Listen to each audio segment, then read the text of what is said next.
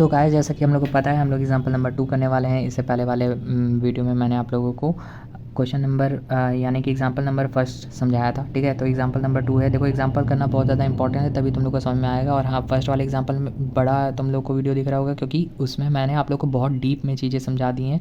First half उन लोगों के लिए जो लोग आराम से समझ आते हैं, सेकेंड हाफ उन लोग के लिए जो लोग पूरे उसमें कुछ नहीं समझ पाए। वैसे ही इसमें भी होगा, ठीक है। कि सेकेंड वाला एग्जाम्पल जो है वो मैंने लिख दिया है। अब जो है इसमें क्या करना होता है ना, देखो, अगर तुम्हारे सामने मल्टीप्लाई के साथ ऐसे चीज़ें आ जाती हैं तो तुम्हें क्या करना है। सबसे पहले देखो, मल्टीप्लाई का एक सिंपल मेथड होता है कि अगर कहीं ऐसे लिखा हुआ है जैसे 2/5 मल्टीप्लाइड बाई 15/2, 15/8 लिखा हुआ है ऐसे, तो सबसे पहले देखो कुछ कट रहा है क्या अगल बगल। अगर कुछ कट रहा है तो काट दो, नहीं तो सामने सामने मल्टीप्लाई हो जाता है, ठीक है। सामने सामने मल्टीप्लाई होकर के चीज़ें आएंगी, जैसे 15 2 जा 30 आ जाएगा, 8 5 जा 40 आ जाएगा, ठीक है। ऐसे लिख सकते हैं हम लोग, उसके बाद फिर कट कर सकते हैं। लेकिन अभी दिख रहा है अगर सामने तो कट कर दो, नहीं तो बाद में चीज़ें ख़राब हो जाती हैं। जब कभी बहुत बड़ा आता है ना तो ख़राब हो जाता है। तो यहाँ पे दिख रहा है कि भाई 2 1 जा 2 होता है, 2 4 जा 8 होता है, और 5 1 जा 5 होता है, और 5 3 जा 15 होता है, ठीक है। तो अब जो है यहाँ पे चीज़ें अलग बनेंगी ना। यहाँ पे 3/4 आंसर आ गया। वैसे ही यहाँ पे तुम लोग देखो कि यहाँ पे क्या हो रहा है, -4/5 मल्टीप्लाइड बाई 3/7। इसको ब्रैकेट में ले लेते हैं एक साथ, कि पहले इसको सॉल्व कर देंगे, फिर मल्टीप्लाई करके बाद में इसको सॉल्व कर देंगे। उसमें क्या है ना, जैसे कि हम लोग जानते हैं कि एसोसिएटिव लॉ ऐसे ही काम करता है, यानी कि पहले किसी को भी सॉल्व कर दो, मल्टीप्लाई में ये फ़र्क नहीं पड़ता, ठीक है। तो अब इसमें कुछ दिख रहा है क्या कटता उटता हुआ? कुछ इसमें तो कुछ नहीं दिख रहा है, लेकिन इसमें दिख रहा है। इसमें क्यों दिख रहा है? देखो, 3 से दोनों में आता है ना, कितने जा आता है?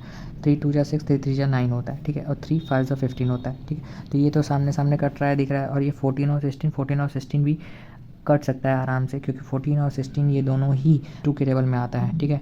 2 8 जा 16 होता है, और 2 7 जा 14 होता है, ठीक है। तो अब इसी चीज़ को हम लोग नीचे ठीक से लिखते हैं।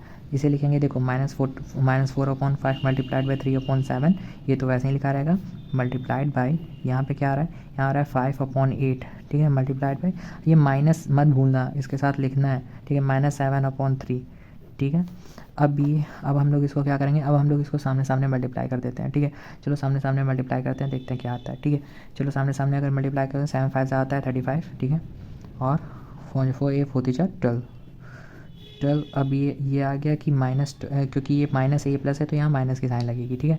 और ये 5/8 है, तो अब ये सामने सामने अगर मल्टीप्लाई करो, 7 5 तो 35 होता है, 35/8 में जाइए, 16 24, ठीक है। ये आ रहा है इसका अभी आगे। फ़िलहाल के लिए यही जो दिख रहा है। अब जो है हम लोग देखते हैं कि 12 से 24 तो जा रहा है, क्यों? क्योंकि यहाँ पे ऐसे ऐसे हम लोग बनाए रहते हैं, रिप्लाई दैट।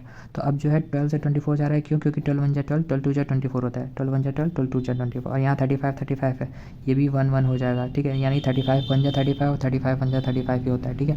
तो अब यहाँ पे आ क्या रहा है, एट लास्ट में आ रहा है कि क्योंकि ये देखो, ये माइनस की साइन अभी कहीं नहीं है, माइनस बहुत ध्यान रखना गाइस, नहीं तो आंसर पूरा का पूरा गलत हो जाएगा। और यहाँ भी देखो, यहाँ भी प्लस माइनस, मैं खुद भूल गया हूँ माइनस की साइन, 7 5 तो 35 होगा, ठीक है, माइनस। तो अब जो है देखेंगे हम लोग कि यहाँ पे -1 आ रहा है, ठीक है। 1/1 तो -1 ही लिखते हैं, ठीक है। और यहाँ पे आ रहा है मल्टीप्लाइड बाई -1/2, ठीक है।